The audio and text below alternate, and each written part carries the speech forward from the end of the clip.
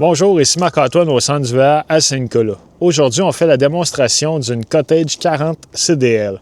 On va commencer par faire une tournée à l'extérieur pour ensuite se diriger dans l'unité. Donc sur la roulotte, on a des pattes stabilisatrices, 4 de chaque côté pour mettre de niveau la roulotte lorsqu'on va être installé sur le terrain.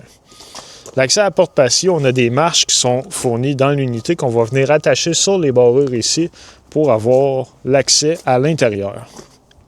On a une prise de courant 120 volts extérieure qui va fonctionner lorsque la roulotte est branchée dans sa prise murale. On a un accès directement à la chambre par l'extérieur.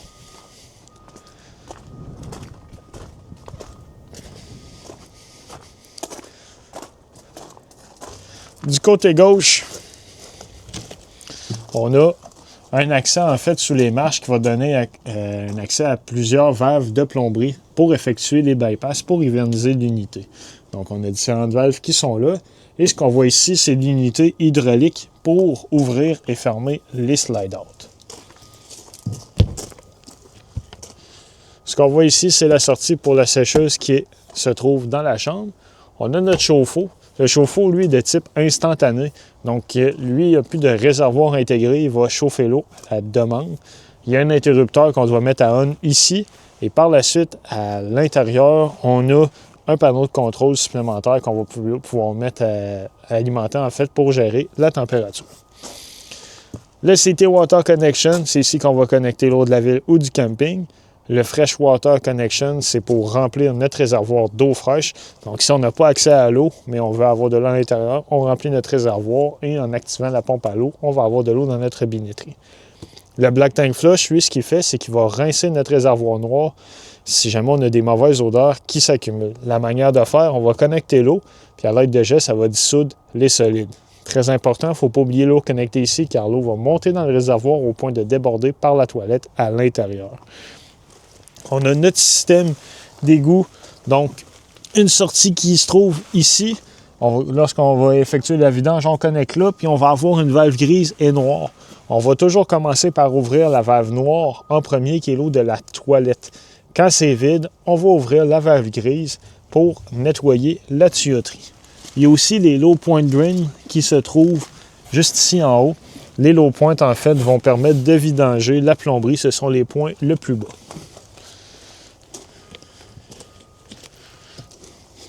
Ici à l'arrière, on a accès à la pompe à l'eau. On se trouve à l'arrière de la douche et on va avoir des valves supplémentaires pour être capable d'effectuer l'hivernisation. La prise 50 ampères 120 volts qui est là. On a une prise coaxiale pour la télévision. Et ce qu'on voit ici, c'est la sortie pour la fournaise qui fonctionne au propane. En dessous, complètement ici, on a une valve supplémentaire pour ce qui trouve être l'eau de la cuisine. Donc, lorsqu'on va effectuer la vidange, il ne faut pas oublier d'ouvrir cette valve aussi pour vider complètement les réservoirs. Et à droite, on voit la valve pour vider le réservoir d'eau fraîche.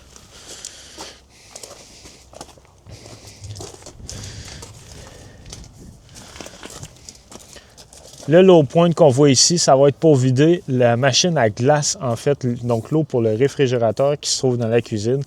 Encore une fois, lorsqu'on veut hiverniser, on ouvre pour complètement drainer l'eau qui s'y trouve.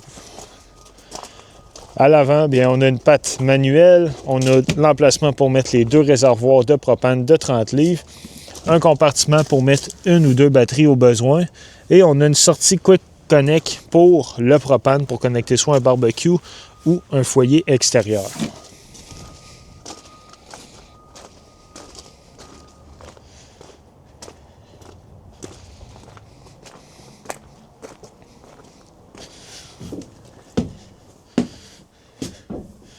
Maintenant, à l'intérieur, dans la chambre, à l'arrière complètement, on a le lit, on a des fenêtres de chaque côté avec des prises USB et USB-C, prise de courant 120 volts, la télévision qui se trouve à l'avant, donc elle est connectée à une antenne sur le toit. C'est le même principe pour celle qui se trouve dans le salon. La télévision, elle, de la manière de capter les pouces, on doit aller dans les paramètres, dans la section Channel et effectuer un Channel Scan. l'antenne va détecter s'il y a des postes digitaux de disponibles. Un exemple, au centre du verre, on va capter 3 à 4 postes différents. Puis cette étape-là est à refaire dès qu'on va se déplacer avec la roulotte, et ça pour chaque télévision. Ici, on a un rangement qui est caché, plus des tiroirs supplémentaires. On a la laveuse et la sécheuse qui sont là. Donc, même principe, comme ça, on va retrouver à la maison. Elle fonctionne sur le 120 volts. En haut, on va avoir deux chambres de chaque côté. Donc, des emplacements supplémentaires. On a aussi des prises de courant USB 120 volts et du rangement dans les armoires de plus.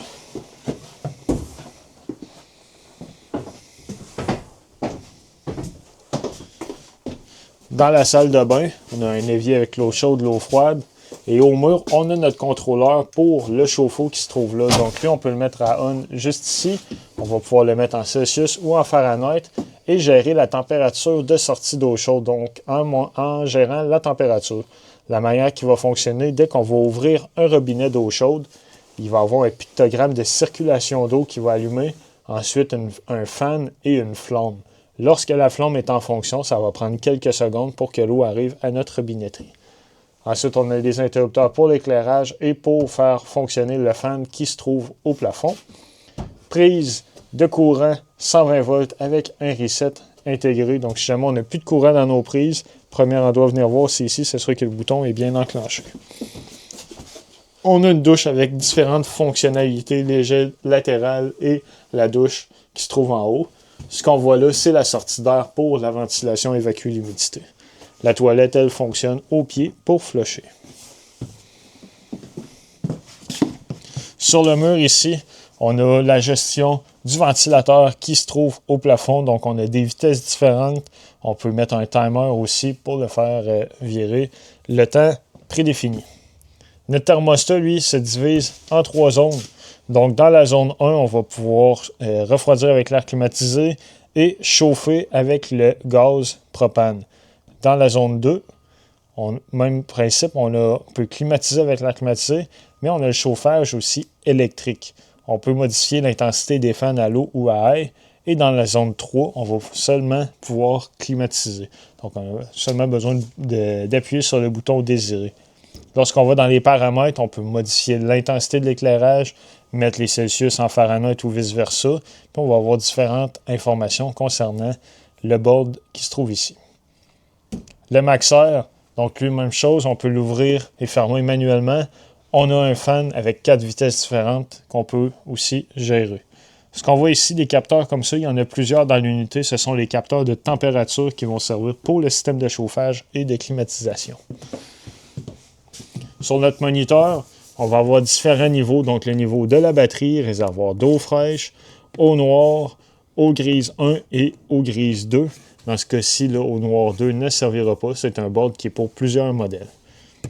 L'interrupteur pour la pompe à eau. Donc, lorsque notre réservoir d'eau fraîche est plein, on active la pompe. Très important, quand on a fini de se servir de l'eau avec la pompe à eau, on va recommander de l'éteindre.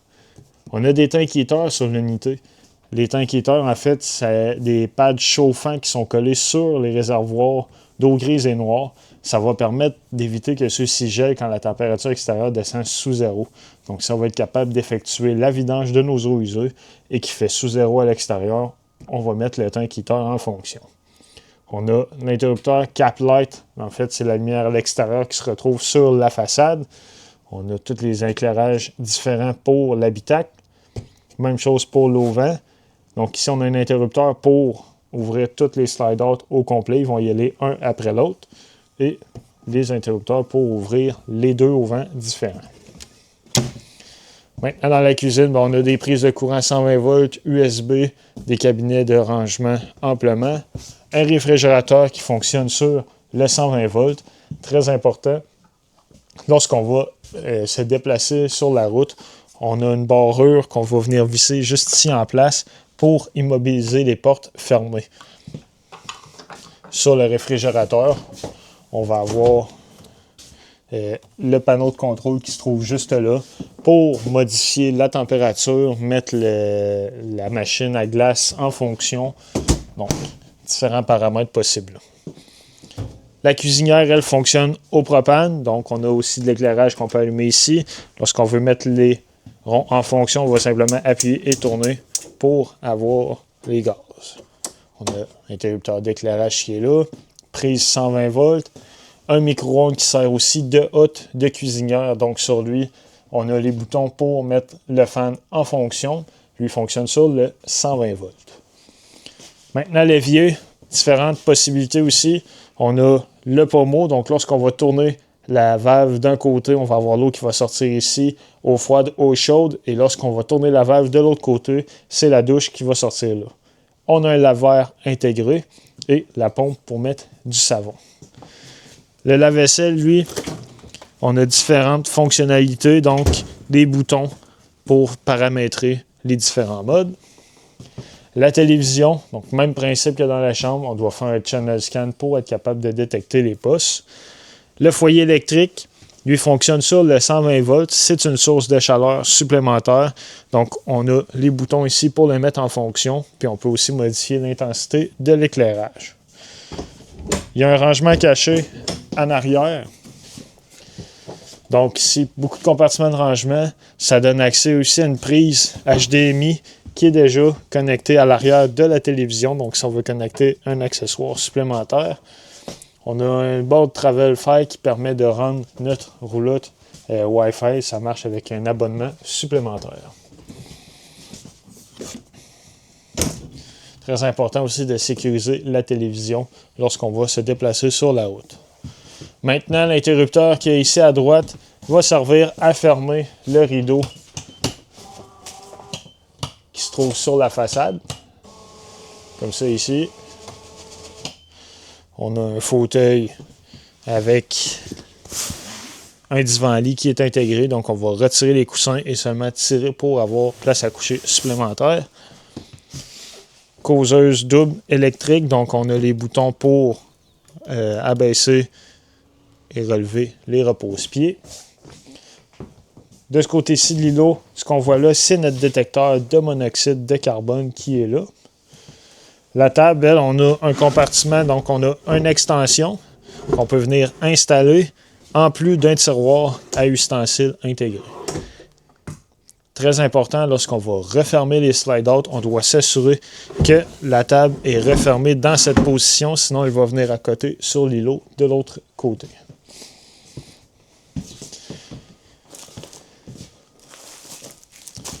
Dans la roulotte, il y a une pochette dans laquelle on retrouve tous les manuels des électros.